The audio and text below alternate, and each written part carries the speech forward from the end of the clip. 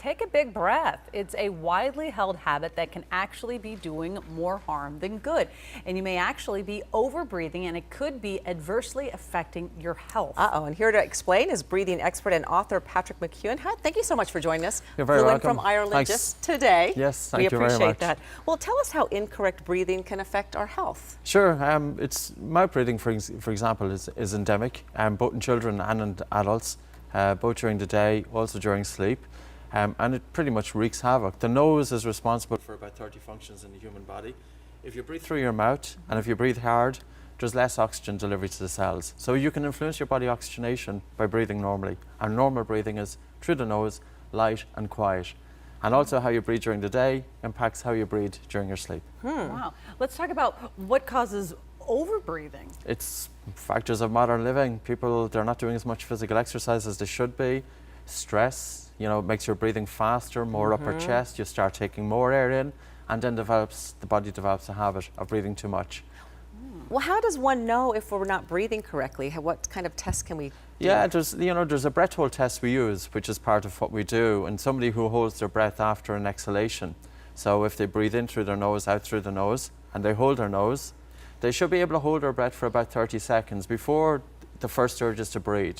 Now, if somebody is less than 20, it definitely indicates overbreathing. I just did it. I'm less than 20, just as we were talking. I love it that you're talking. Me and Ellen are really trying to do our breathing.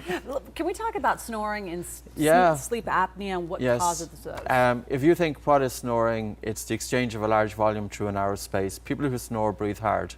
So what we want to do is we want to open up the nose, but we also want to bring down breathing volume. So there's breathing re-education, simple exercises that you practice during the day, and that helps reset the breathing center in the brain, and then your breathing is lighter during sleep. Really? And then opening up the nose, there are nasal dilators, for example, mute snoring, that are there. If you look at my nostrils, they're asymmetrical, and they're different sizes, so I need to open up the airways. So there's little products you can use, and that you open up, you insert them into the nose, they open up the nose, and they make breathing easier. So it's a combination of both that helps reduce snoring. It's not like temporary, right? You can't put them up and you go to sleep and take them out or anything. Yeah, no, they're used during your sleep and then you take them out during the day. So it's not, and it's really, I have to emphasize, is the importance of nose breathing during sleep. If you have your mouth open, you're twice as likely to have sleep problems, including snoring and sleep apnea. Let's talk about this Buteyko, because I don't want to run out of time. This is a book you've written, Sleep with Buteyko. Yes. And that's a technique that people can learn. Yeah, it was a Russian doctor who discovered it, and he looked at the concept of breathing and he says, many people overbreathe, let's bring their breathing volume down towards normal.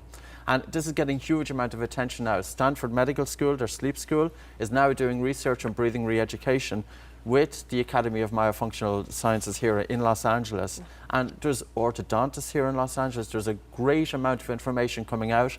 Dr. William Hang, I've just came back from in the Agora Hills, always talking about airway, always talking about mouth closed, and they understand the importance of nose breathing. So Los Angeles, the reason I'm here is because there's a huge interest in the field of nose breathing and breathing through the nose, and we have to get the information out there. I think it's very important. Well, I love this book, Sleep with Buteyko, and it's you can change it in 7 days if you study it correctly. If you have your mouth open, you're likely to have a poor night's sleep. We have to get the mouth closed, and as Dr. Christian Guilleminault, who's also based here, the founding father of sleep medicine, he said we must teach our children to breathe through their noses, and we must teach our adults as well. That's incredible. Wow. I'm so conscious of that right now. Ellen and I every now and snore, allegedly. Allegedly. So we'll try to see if we can. Yes, thank you so much for joining us, Patrick. It's really nice to have you here. Check out his book, Sleep with Buteyko, and I'm sure you can find it on Amazon. There's also a DVD in here you can listen to. And all right. That's fantastic. It is so Very interesting. Well, welcome.